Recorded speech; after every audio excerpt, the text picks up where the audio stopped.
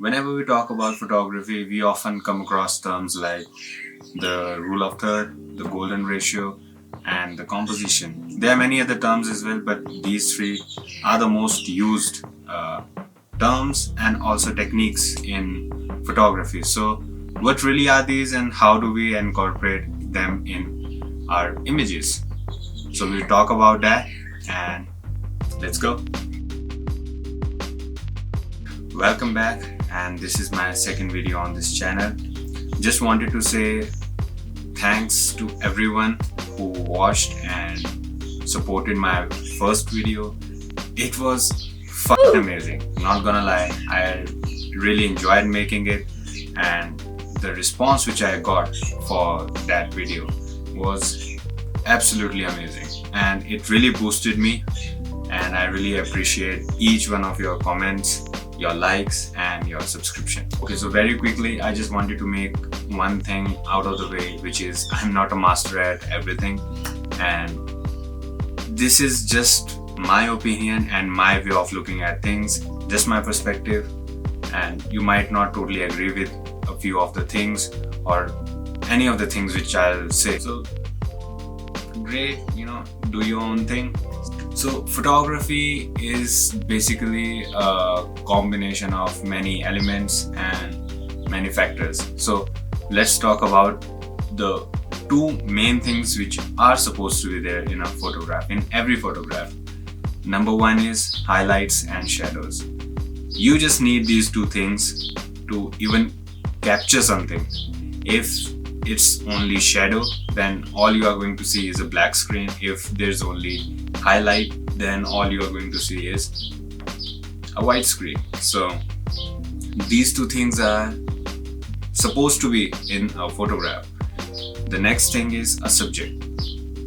Without a subject, your image is just going to look like a misclick. Now, this is a little debatable. Like in texture photography, your subject is actually the background. Okay, so now the third element, which is composition. Now this is very subjective and it depends from person to person. It might be different for me, might be different for you. So what is composition? Composition is the way you arrange the different elements of your photograph. Composition actually can make your photo look amazing, and it can also make your photo just look trash. Why is composition actually so important? So let's understand it in this way. If you have a subject which stands a solid 8 out of 10 on the beauty scale, so what your composition does is increase the level from 8 to either 9 or 10. Now this thing happens if you compose your frame pretty good. If you have a nice background, if you have a nice foreground, everything is just going along with your subject. So this is what composition does. You really don't want your subject, which is already looking great, downgrade to either 7 or 6. So there are many techniques and ways how you can improve your compositions dramatically. But out of all of those, the main technique which you need to understand is rule of third and the golden ratio. Let me clear one thing, that golden ratio is nothing but a more complicated version of the rule of third. Basically, rule of third implies the golden ratio. It always follows the golden ratio. So you don't need to get really confused of what the golden ratio is. If you understand rule of third, well, congrats, you also understand the golden ratio basically. So I'll hop outside and look for something on which I can demonstrate the things which I'm talking about. So let's go.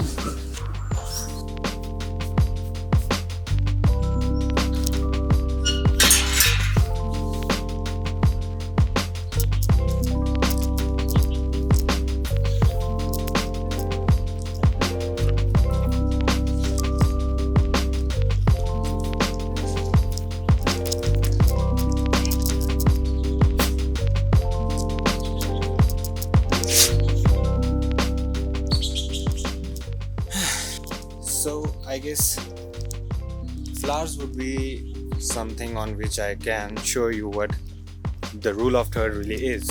Let's take this as our subject, and what we usually do is just come up to our subject, point, and just shoot something like this.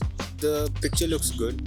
The subject in itself, like I said, is a beautiful looking flower, so even a simple shot like this works. It's good, but that is not the point of this video. We want to make something which is already good better. So how we are going to do that is by moving your subject either to the right like this or to the left like this. Actually implies the rule of third to your composition. Now the question is, how do you decide where you should move your subject towards? When I move my subject to the right, you'll notice there's a lot of negative space towards the left side, and when I move my subject to the left, then there should have been negative space left on the right side, but as you can see, there are two more roses which are actually covering up the negative space which should have been left there. So this is exactly what you want to do with your composition.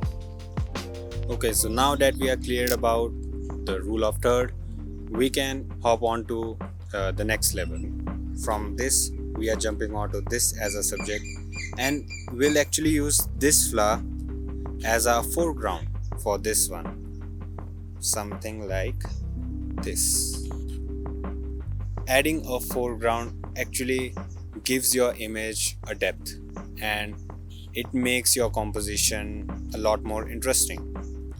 For example, even if you want to shoot this, then use these two flowers as your foreground and the last one as your subject. And you can also side by side keep this in the rule of third, and it should look something like this. Now, adding a foreground can also help you in situations where you don't get a good enough background, right? You don't want a huge amount of negative space on either sides of your subject. So in case you don't really have a good enough background, or you don't have anything interesting, you can use something as your foreground. And in this case, like, I'm using a rose as a foreground to capture my subject, which is also a rose, just to create a little more depth and get my composition a little more interesting. Yeah, so just like that, you can experiment, mix and match all these rules. Apart from the rule of third, there are also many other techniques. For example, symmetry, leading lines and parallel lines, diagonal lines, and many other things, which you can experiment with, because all of these, what they do is just give you a little guidance of how you can compose your image better. And these rules basically help you develop sense of composing the images right. So you can go along with these rules, you can break them, it's totally fine. Do your own thing. Don't be afraid, to go out of these rules. These are just to help you with a basic composition and to understand and develop that sense of photography. So in this video, I discussed about the techniques which you can use to improve your photography, and in the next video I'll discuss about how you should edit your photos. So if you're interested, stay tuned, and I'll see you next time.